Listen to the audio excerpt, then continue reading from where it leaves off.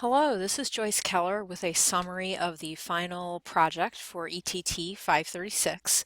For this project, I created a module for an upper division elective course for college students in any major that focuses on career development topics. Most of these classes are going to include a unit that requires students to take some type of career test. We'll also refer to those as career inventories or career assessments, which is different from the type of assessment that we might use in a class to measure achievement or knowledge acquisition. These assessments are usually, career assessments are usually going to measure students' interests, values, or skills, and they're designed to help them gain self-knowledge, which they then can apply to the career decision-making process. As is typical of this type of class, I've set the module covering career assessments and the background knowledge to be able to use those assessments effectively pretty early in the course. It's set up as Module 2, with the first module being a class introduction and also providing some opportunities for students to reflect on the importance of career satisfaction and, equally importantly, the impact of a lack of career satisfaction. And so here at the Start Here page, I've provided just some background information for students, kind of explaining that, talking about the introductory weeks of the class, and then the remaining weeks of the class where we spend more time talking about the acquisition of workplace competencies. And so there's that welcome message, and this was intended for a hybrid class that would involve 4 face-to-face evening meetings with the rest of the work occurring asynchronously. And I gave this course an imaginary title of IDSP 300 since I had intended that this course would be suitable for students in any major, any undergraduate major.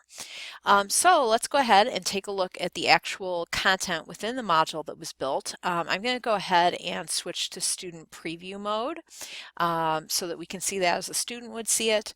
And so if we go straight to course modules over here, I did put in just a sample announcement just to visualize what that would look like. Then if we get into course modules, module 1 is empty. It's just there as a reference point to indicate what would have preceded the module that I did build. Module 2 is the project that I built for ETT 536. And you'll see that these are 2-week modules. A piece of information that I put in the Start Here welcome message that I showed earlier was information for the students indicating that some of the modules are 2 weeks in length due to the quantity and depth of content that needs to be covered, and many of the other weeks are 1 week in length. And I designed this so that everything the student needed was in Module 2. They certainly can navigate over to readings and resources and get to that way, or they can go to discussions and get to those items that way, but they don't have to if they don't want to. Everything is built within Module 2. So if we click within that, what we see is some background information to kind of orient the student to what we'll be learning during those 2 weeks. That gets even more specific here by delineating 3 specific learning objectives or outcomes, and then a very specific list of module activities. And these have the due dates, due times, or times that they are due. The first one are readings and resources, and so if we skip down and look at that, I've included a link to a PDF handout. That's what this description of Holland types item is. This is a link to a web page, and then the overview of Focus 2 and also the overview of the Strong Interest Inventory. Those link to YouTube videos, and I've queued excuse me, I'll pause that. I've queued these up so they start at the appropriate time marker here, about 3 minutes and about 20 seconds into it. And then the module tells them when they can stop watching. I've gone through and pulled out the parts of these videos that are most salient to the learning outcomes. So that is readings and resources, and they are asked to complete a couple of career inventories. I've given them links. In this case, this link will take them to download instructions, or instructions that they download on how to access that instrument through a third-party vendor. And then here, this Focus 2 information is going to link them to the web page through which they access that career inventory. And they are asked to post the URL showing the combination of their focus results to one of the discussion boards, just as evidence that they completed it. That's not actually a communication activity. That's just an easy way for the instructor to track activity completion. And then there's a communication activity here in the discussion board. And so it gives them the instructions, and then grading information will take them to a short rubric that I wrote, explaining how that is graded. And then if we get back to our module, then we have an assessment activity, assessment of learning. It's a short paper, analysis of inventory results, and that assignment link is here with what they need to be doing.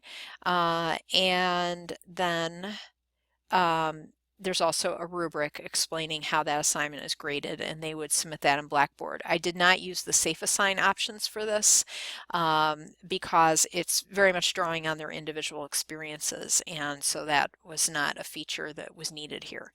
Those are the activities for Module 2. And then just to talk a little bit about the experience with the LMS itself with Blackboard.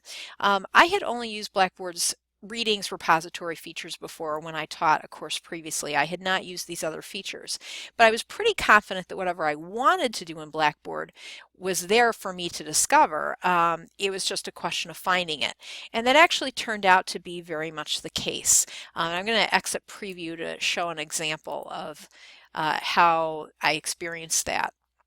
So for example, if I get into course modules here, one of the things that I was trying to do was to embed links to the discussion boards directly into the module to save students from having to click over here in the left menu if they didn't want to. And so when I went to the knowledge base, the instructions for how to do that, it kept referring to a tool menu. So I kept going over here into this tool area, but it was actually directing me to this tool area. And I found that this was the only way to get done what I needed to get done, but it was really confusing that those both had the same titles for these different features. And so my takeaway from this was that Blackboard may be unnecessarily complex for basic instructional uses, which is what I was doing for the purposes of this assignment, but that the convenience of having pretty much every option I could ever want, and many that I wouldn't even know of, already packaged in one LMS, made up for the initial difficulty of mastering or starting to master how to use a more full-featured system. I think the navigation appears a little dated compared to something like Edmodo, but I understand that the Blackboard Ultra release may bring us to some more updated navigation, and I think that'll be exciting to see. That's it for the final project presentation, and thank you for watching.